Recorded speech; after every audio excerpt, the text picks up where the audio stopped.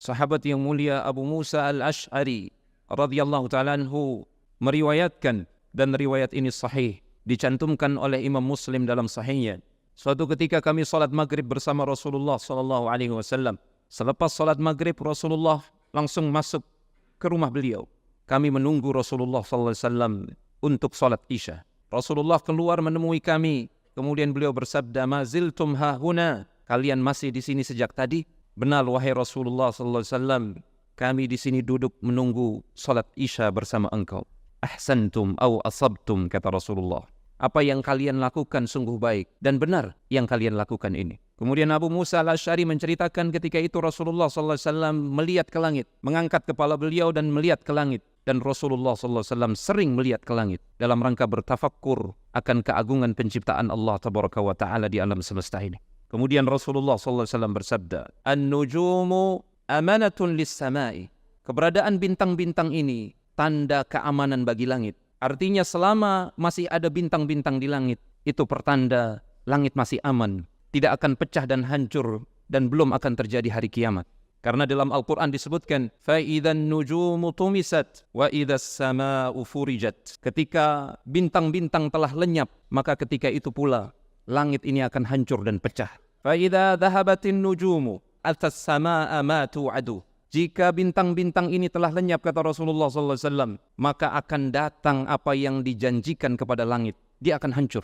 Terjadilah hari kiamat. Wa ana amanatun li ashabi. Dan aku, kata Rasulullah SAW, keberadaanku pertanda keamanan di tengah-tengah para sahabatku. Keberadaan Rasulullah SAW menjadikan Allah Tabaraka wa Ta'ala tidak menimpakan apa yang Allah timpakan kepada umat-umat terdahulu. Karena Allah Subhanahu wa Ta'ala menyebutkan, "Wa ma kana Allahu liyu'adzibahum wa anta fihim." Allah Subhanahu wa Ta'ala tidak akan mengadab mereka sementara engkau wahai Muhammad SAW berada di tengah-tengah mereka. Keberadaan Rasulullah SAW di tengah para sahabat pertanda keamanan bagi para sahabat. Wa idza dhahabtu, dan ketika aku telah pergi, ketika aku telah wafat, kata Rasulullah SAW, ata ashabi ma yu'adun, maka akan datang menimpa para sahabatku apa yang dijanjikan dalam takdir Allah menimpa mereka. Dan benar, sepeninggal Rasulullah SAW, mulai ada orang yang murtad, beberapa kabilah murtad. Di antara mereka ada yang mengingkari wajibnya zakat, sehingga terpaksa Abu Bakar As-Siddiq dan para sahabat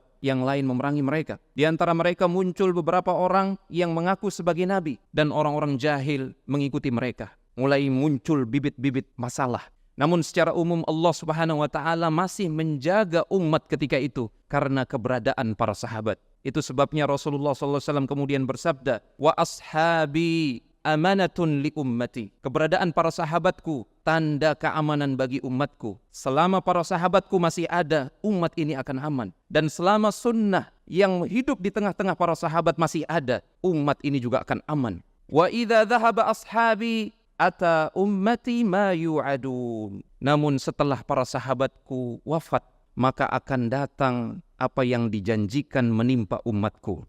Perpecahan, munculnya kelompok-kelompok yang menyesatkan, Jahmiyah, Qadariyah, Khawarij, dan Syiah.